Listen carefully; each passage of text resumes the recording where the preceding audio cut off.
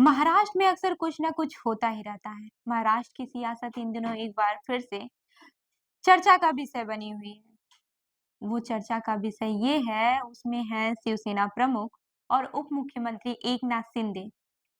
शिंदे इन दिनों काफी नाराज चल रहे हैं। उनका गुस्सा उस समय और बढ़ गया है जब हाल ही में मंत्री पद की नियुक्तियों में उनका महत्व नहीं दिखा। खबरें आ रही हैं कि वह इस बात से बहुत ज्यादा नाराज हैं, खासकर उस फैसले से जिसमें उनके जिले यानी कि सतारा को नजरअंदाज कर दिया गया। हालांकि ये नाराजगी सिर्फ एकनाथ शिंदे तक ही अपने तक ही नहीं सीमित रखे हैं, बल्कि उन्होंने अपनी करीबियों के अनुसार उनके करीबियों के अनुसार यह बताया जा रहा है कि शिंदे अपने पैतृक गांव सतारा का दौरा किया और वहां भी अपनी नाराजगी जाहिर की। वहीं शिंदे को यह भी लगा है कि उनकी अहमियत को कमतर आंका जा रहा है। ऐसा लगता है कि उनके लिए भाजपा द्वारा की गई मंत्री नियुक्तियां जो उन्होंने राज्य के 36 जिलों में की थी, कोई मायने ही नहीं रखती है। खैर, भाजपा में ऐसा कुछ चल रहा हो और कांग्रेस इस पर कुछ बोले ना, ऐसा हो ही नहीं सकता है। वहीं कांग्रेस के नेता विजय वट्टेटीवार ने सोमवार को एक बयान दिया, जिसने राजनीतिक गलियारों में हलचल मचा दी। उन्होंने दावा किया कि सिंधे की स्थिति बहुत ज्यादा खराब हो चुकी है और जल्द ही उन्हें राजनीति से बाहर किया जा सकता है। उनका यह भी कहना था कि महाराष्ट्र की राजनीति में एक नया उदय देखने को मिल सकता है। यहाँ वट्टेदीवार का इशारा राज्य मंत्री उदय सामंत की ओर था, जिनकी राजनीति में साख मजबूत हो रही है। वट्टेदीवार का कहना है कि शिंदे के लिए राजनीति में अब कोई खास जगह बची ही नहीं है। उनके अनुसार बीजेपी शायद शिंदे को किनारे करने की योजना बना रही है और जल्द ही राज्य में एक नया नेतृत्व देखने को मिल सकता है।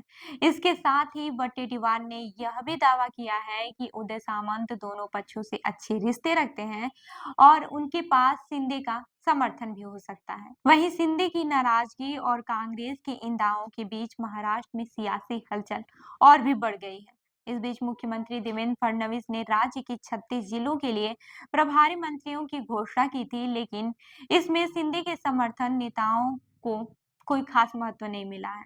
वहीं नासिक और रायगढ़ की नियुक्तियों को लेकर भी विवाद हुआ, जिससे शिंदे और उनके समर्थकों में नाराजगी और भी ज्यादा देखने को मिल रही है। वहीं आपको मैं ये बता दूं कि रायगढ़ की जिम्मेदारी एनसीपी की अदिति तटकरे को सौंप दी गई है, जबकि नासिक का प्रभारी बीजेपी गिरीश महाजन को बनाया गया है।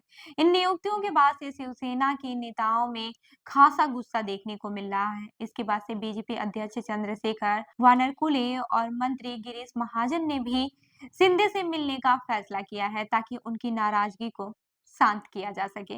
वहीं मुख्यमंत्री देवेंद्र फडणवीस इन दिनों दावोस में विश्व आर्थिक मंच की बैठक में शिरकत करने गए हुए हैं, इसलिए वह इस सियासी विवाद से सीधे तौर पर शामिल नहीं हो सके हैं।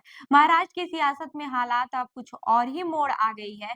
शिंदे की नाराजगी और कांग्रेस द्वारा उनकी संभावित छुट्टी की अटकलें सियासी पंखों में घुमड़ते बादल की तरह लग रही है। क्या शिंदे की स्थिति को लेकर यह दावा सच साबित होगा कि फिर से इस सियासी तूफान से बाहर निकलने में सफल होंगे?